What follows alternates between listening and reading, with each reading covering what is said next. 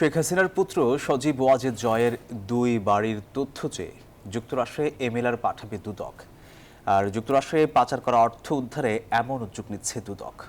এদিন ঋণের নামে প্রায় 858 কোটি টাকা আত্মসাতের অভিযোগে এক্সিম ব্যাংকের সাবেক চেয়ারম্যান নজরুল ইসলাম মজুমদার সহ 21 জনের বিরুদ্ধে মামলা করেছে দুদক।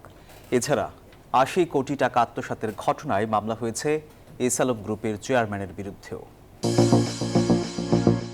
যুক্তরাষ্ট্রের ভার্জিনিয়ার গ্রেট ফলস পার্ক, বাড়ি নম্বর 10411, যার মালিক সাবেক প্রধানমন্ত্রী শেখ হাসিনা পুত্র সজীব ওয়াজেদ জয়। এছাড়া তার নামে ফলস চার্চের বিলমার কোর্টের 3847 নম্বরে আরও একটি বাড়ির সন্ধান পেয়েছে দুদক। সংস্থাটির দাবি 54 কোটি টাকা সমমূল্যের এসব সম্পদের তথ্য বাংলাদেশের আয়কর নথিতে উল্লেখ করেননি জয়। ফলে যুক্তরাষ্ট্রে জয়ের পাচার করা সম্পদ উদ্ধারের পাশাপাশি দুই বাড়ির অর্থের উৎস জানতে মার্কিন কর্তৃপক্ষকে এমএলআর পাঠাতে যাচ্ছে দুদক।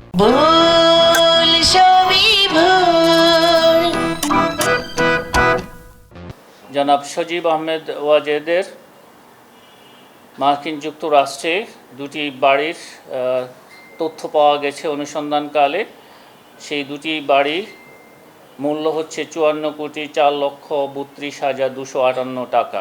চট্টগ্রামের চটপটির দোকান ও রেস্তোরাঁর নামে ফার্স্ট সিকিউরিটি ইসলামী ব্যাংক থেকে 80 কোটি টাকা আত্মসাতের অভিযোগ প্রমাণিত হওয়ায় মামলা করেছে দুদক। যে মামলায় নওরোজ এন্টারপ্রাইজের মালিক নাজমি নওরোজ এবং এসালম গ্রুপের চেয়ারম্যান সাইফুল আলম সহ মোট 20 জনকে আসামি করা হয়েছে।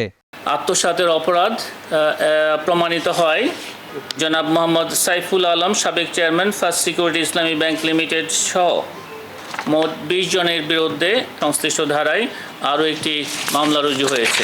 এদিকে এক্সিম ব্যাংক থেকে ঋণের নামে প্রায় 858 কোটি টাকা আত্মসাতের অভিযোগে ব্যাংকটির সাবেক চেয়ারম্যান নজরুল ইসলাম মজুমদার সহ 21 জনের বিরুদ্ধে মামলা হয়েছে।